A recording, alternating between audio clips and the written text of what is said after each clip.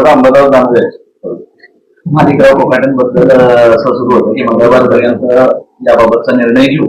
मंगळवार गेलाय, निर्णय झाला आहे, फक्त त्यांनी जास्त बाहेर बोलू नये, राजीनाम्याचा विषयच नाही, सगळ्यांनी राजीनाम्याची मागणी केली.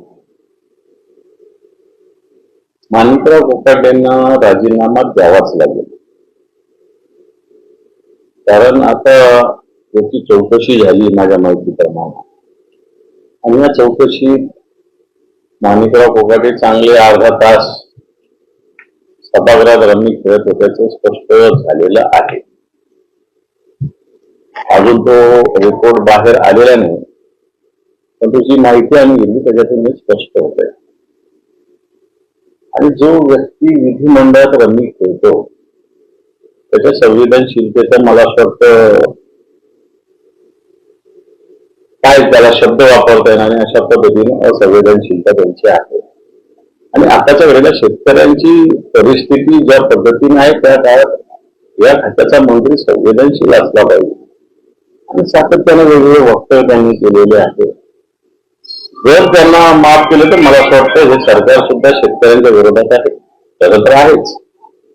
हे सरकार ज्या पद्धतीनं छावा संघटनेच्या कार्यकर्त्यांना मारहाण झाली त्याचं सुद्धा समर्थक आहे, असंच याच्यात म्हणावं लागेल. तेव्हा माणिकराव कोकाटेंनी राजीनामा दिला पाहिजे किंवा त्यांचा राजीनामा घेतला पाहिजे. ते सरकार साधन सुचिता मी परंतु याच्यानंतर सभागृहात मस्तपैकी रमणीचे काय तर घेऊन गेलं पाहिजे ना, मग कशाला मोबाईल पाहिजे, प्रत्येका नाव मानून ठेवलं पाहिजे. याच्यासाठी ते सभागृह केलं की काय.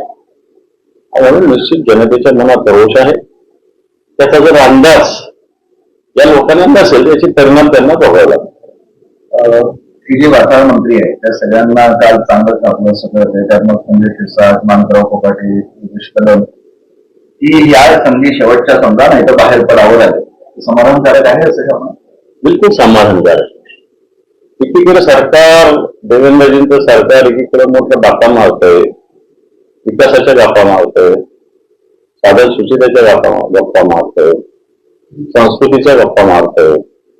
आणि असं असताना एक मंत्र्यांच्या डान्स बार मध्ये दारबाला पकडल्या जातात, एक मंत्र्यांच्या घरामध्ये नोटाचे पिशव्याच्या पिशव्या दिसतात, बॅग दिसत आहेत, कशा अवस्थेत बसलेल्या आहेत. एक मंत्री शेतकऱ्याविषयी कशा पद्धतीने बोलतात, एक मंत्री काहीतरी कपडे आग याच्यामध्ये म्हणजे आता शब्दही वापरता येत नाही मीडिया समोर, याच्यावर पूजा अर्चा करत बसतात. ठीक आहे, तुमचे खाजगी विषय आहे, खाजगी राहिले पाहिजे, परंतु हे जर सार्वजनिक होत असेल तर मला असं वाटतं मुख्यमंत्री नुसते नाराजी व्यक्त करणं तर मानणं याला काही अर्थ आहे. मुख्यमंत्री मला असं वाटतं हे सगळ्या कारवाई करण्यामध्ये असक्षम ठरतात की काय, अशा प्रकारचा प्रश्न आमच्या सगळ्यांच्या जनतेच्या आणि आमच्या मनात निर्माण झालेला आहे. अजितदादा पवार यांच्या वाढदिवसानिमित्त स्नेहभोजनाचा कार्यक्रम ठेवला होता. त्या कार्यक्रमामध्ये मित्र पक्ष म्हणून शिंदेची शिवसेना आणि भाजपला बोलवलं. भाजपचे सर्व मंत्री आमदार तिथं पोहोचले, मात्र शिवसेनेचे फक्त एकनाथ शिंदे सोडता कुणीही आलेलं नाही. त्यामुळे पुन्हा एकदा शिवसेना आणि राष्ट्रवादीमध्ये घुसघुस पाहायला मिळते. मंत्री नाही, आमदारही नाही. माझ्या माहिती त्यांच्या पक्षाचा तो कार्यक्रम होता, त्यामुळे बाकीचे लोक कशाला जातील हा प्रश्न आहेच. धुसफूस आहे त्यांची, पण हे जेवायला गेलं नाही म्हणून धुसफूस या म्हणण्यात काय अर्थ आहे मला तरी नाही. दुसरा असं आहे की नागपूरचे उमरेडचे भाजपचे माजी आमदार आहेत, त्यांनी चंद्रशेखर बावनकुळे यांना एक पत्र लिहिले, त्यामध्ये अशी खंत व्यक्त केली आहे की भाजपमधील इन्कमिंग वाढलं आहे, त्यामुळे जुन्या कार्यकर्त्यांची संधी हिरावली. हे नवीन आहे काय, तर दिल्लीपासून दिल्लीपर्यंत असंच झालेलं आहे. काँग्रेस मुक्त करायचं होतं, काँग्रेसचे लोक येऊन त्यांच्या खुर्चीवर बसलेले आहेत. जुने भाजपचे लोक अजूनही सत्तरांचा सुटलेला आहे ना.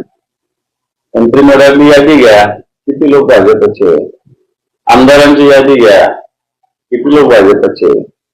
आणि म्हणून या सगळ्या याच्यामध्ये ही दयनीय अवस्था भारतीय जनता पार्टीच्या नेतृत्वाची झालेली आहेच.